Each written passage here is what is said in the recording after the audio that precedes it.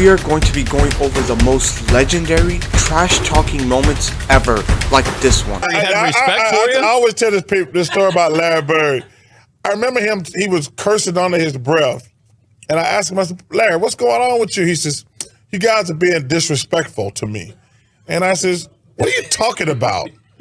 He says, you guys are putting a white guy on me. That's disrespectful. Wait, who's the white guy you put on him? I can't remember who it was. I just started laughing. I had no comeback. He says, it's disrespectful when y'all put a white guy on me. From funny, wholehearted ones like this, to trash-talking moments that ruin an NBA player's career, and even once when an NBA player made fun of another NBA star's deceased mother. Wait, did I say only once? Well, I lied. There were 2 instances where this trash talk crossed lines that should never be crossed, especially when it comes to someone's mom who had passed away. Well, this, after all, is the NBA, where amazing happens. We're going to be talking about countless examples of when NBA players have been caught screaming, yelling, throwing stuff, and having physical altercations with one another. And also, at times when the United States President himself trash talk NBA players.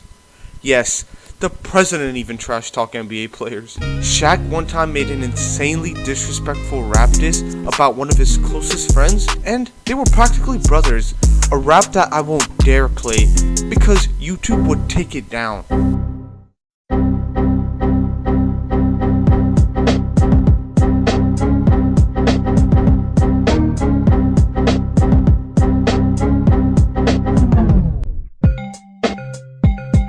That rap happened to be about Kobe Bryant, which later they settled their differences and became best of bros. But nonetheless, that moment is etched in history, adding to the long list of trash-talking moments. NBA players spit on each other, drive to each other's houses with brutal intentions, even try to sneak into opposing locker rooms and be so spiteful that they ruin each other's special ceremonies, all because of some trash talk. One time, a trash-talking moment escalated so far that it turned into a rap beef between Jay-Z and Soulja Boy. Yes, I'm not even kidding. Trash talking is such an art in the NBA. Some players would go so far to research opposing players' lives and even things that they were forbidden from trash talk, like their moms, wives, sisters, just to make sure they would win the psychological warfare come game day. There are even moments of trash talk between these NBA stars that would be so ruthless it ruined the other's career. And trash talk doesn't have to be a long back and forth exchange, like one time where it only took 6 words to completely dismantle an NBA legend and make him choke during the biggest stage in the NBA, the finals. The king doesn't always trash talk, but when he does, it gets on a global scale, or he'll literally try to get at your wife in front of you, like this example.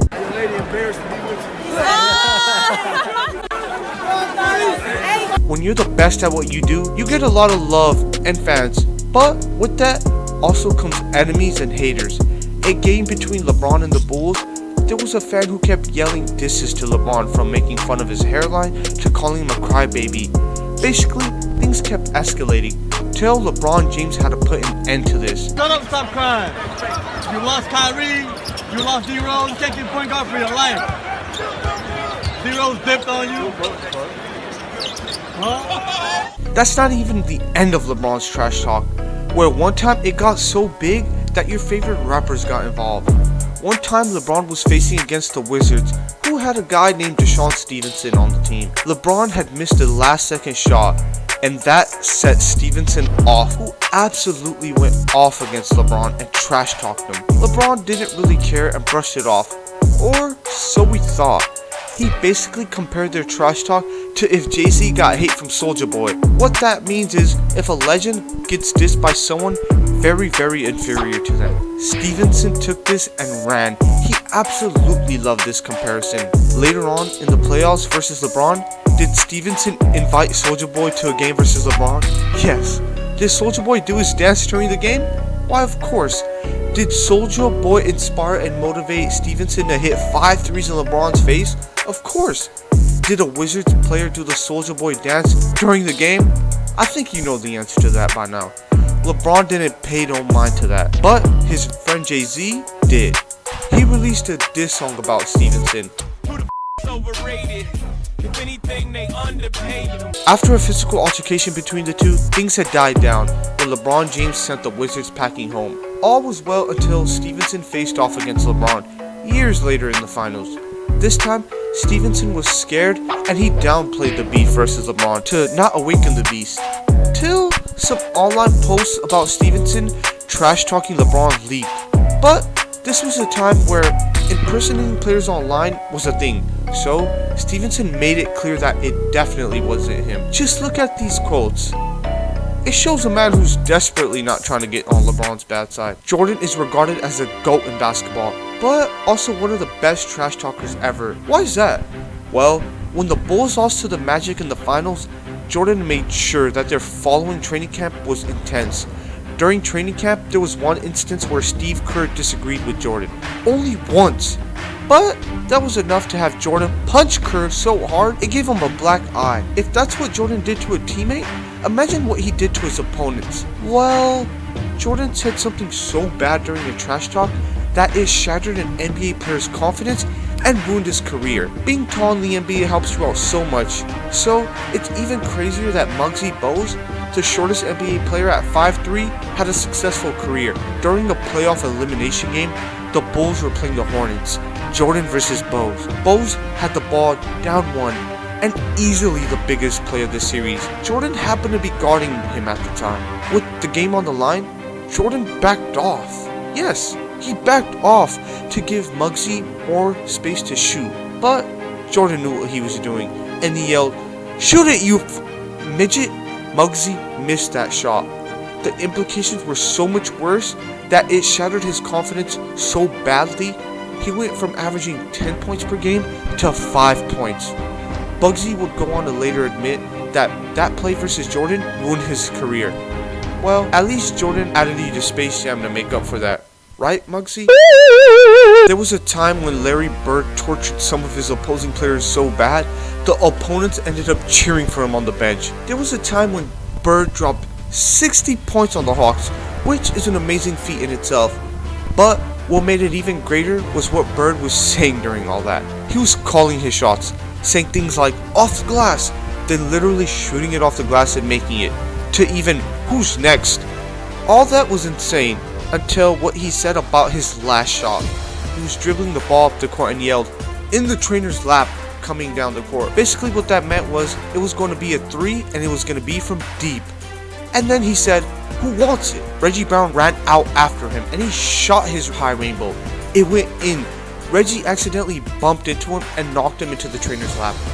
So, it was exactly what he said. It was an accident, but it was almost like it was fate. Like, there's no way he could have planned that trash talk, right? How crazy was that? How did he know that was going to happen all before that play transpired exactly how he described it? Did Bird really tell the future, or the trash talk happened by accident? That was Bird's way of trash talking. Out of the blue, no planning. Unlike this next NBA star, who used to plan his trash talking ahead of time. How? He would research on opposing players' moms, wives, sisters, and even kids. And if he found out something personal, he was most definitely going to use it the next day on you.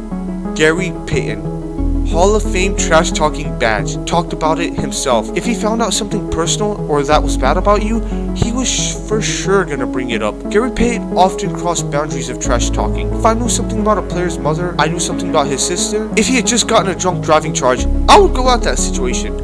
One time, that happened, where Gary Payton took it way too far and made fun of Lamar Odom's mom, who had just passed away due to cancer. The trash talking went too far, it even made Odom cry. You were playing Lamar Odom early in his career, and you were talking a bunch of shit about his mother, not knowing his mother just passed. Passed. Right. And that was something that I didn't really want because it turned into something big. I heard he was over there crying, and he was really upset about it, and he wanted to come over. And I was like, well, let him come over. Whatever happens is going to happen because it's not going to work. Then they were like, his agent got with my agent and said that he's very concerned about it. He was upset about it. And he told me about the situation. So I reached out. And told him it wasn't personal like that. If I knew your mom had passed, I would have never said anything about it. Yeah. It was just something that I was doing, and it wasn't nothing personal about you, about your mom or anything, because I have a mom too. And I don't want my mom, if she passed, people talking about her and doing things like that. And we resolved it. Now, coming from someone who literally researched his opponents, did he really not know Odom's mom passed away? Stop the cap. This wasn't the only time Payton made fun of a deceased family member. Heck, he even threatened his teammates' lives and their families. In the 1994 playoffs, the Sonics had won Game 2, and everything pointed towards a finals berth. Until one halftime, that trash talking got so bad, everything fell apart, and the Sonics ended up losing that series up 2-0. What exactly happened? Well, according to their coach, he had this to say about the altercation. 3 years ago, I didn't see the first outbreak, but he and Ricky Pierce got into some kind of discussion at halftime of the Denver game, and they were threatening to get guns, Karl said of this altercation. The players told me they had guns in their bags. It was, "I'll kill your family." That's a bit crazy. This man, Gary Payton, really did take things overboard with this one. Did you know that one time it took only 6 single words to dismantle a Hall of Famer mentally and cause him to choke during the finals? Only 6 words were said. That caused a whole team to lose the finals. It was Sunday, June 1st, of the NBA Finals matchup between the Jazz and the Bulls. And the first game came down to the wire. Score tied with 9 seconds left. The lights were the absolute brightest in the most watched NBA Finals in NBA history till this day. Karl Malone was fouled and set to the free throw line, when all of a sudden, Scottie Pippen told him 6 brutal words. The mailman doesn't deliver on Sundays.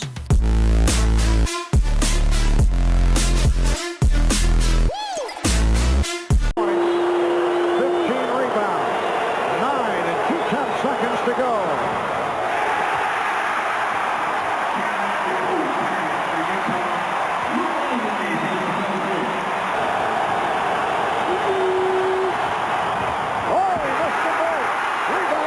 Hold up.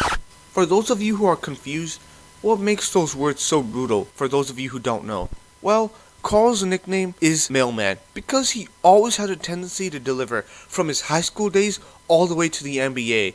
But the game was on Sunday, as I mentioned, and the postman doesn't work, or in this case, doesn't deliver on Sundays. Presidents also got involved with trash-talking NBA players. Rivalries run deep, man, I'm telling you. During a charity event that the Celtics were at, Obama had taken a break from his duties to also attend the charity. The kids were all getting help from NBA players, and at one point in front of everyone, Shaq said that Obama embarrassed Rondo by saying, "Hey Rondo, why don't you teach this kid how to shoot?" Everyone erupted in laughter. The next day, Rondo shot the ball horribly and even stopped taking jumpers after that. And Shaq, who's Rondo's teammate, recalls KG saying this about the back and forth. KG told me he saw the look on Rondo's face, and the kid was devastated, embarrassed, dissed by the president, even though I'm sure Obama didn't mean any harm. Rondo smiled and went along with it, but KG told me he could see it in his eyes. It bothered Rondo. It killed him. It destroyed him. You thought Obama was done with Rondo after that embarrassment, right? Not even close. A few years later, when Rondo was on the Lakers, Obama told the Lakers coach that he needed to work on his rotation and take some of Rondo's minutes away and give them to the GOAT, Alex Caruso. That man Rondo couldn't catch a break from the president. Well, at least the president only talked about Rondo's game. One time, Rondo's own teammate made fun of another NBA player's extinct mother. It was the 1999 playoffs, and KG was facing off against Tim Duncan in the playoffs. The Timberwolves were clearly outmatched in the series, so they resorted to some different tactics, trying to get into Tim's head. And on this particular day, it was Mother's Day. Tim Duncan's mother had unfortunately passed away to breast cancer. KG, being who he was, he seized the opportunity as Tim lined up for some free throws and yelled, "Happy Mother's Day, bro." That's cold. Duncan obviously felt hatred and anger towards Kevin, but he kept his cool and made sure to circle the calendar for every single game he faced off versus Kevin Garnett. What a brutal moment by KG. He's gotta take it easy. But that wouldn't be the only time KG did something reckless and heartbreaking. He's made fun of a player for looking like a cancer patient and even being mean to his biggest fan. Oh what? You want to hear more? Well, click on this video right here then.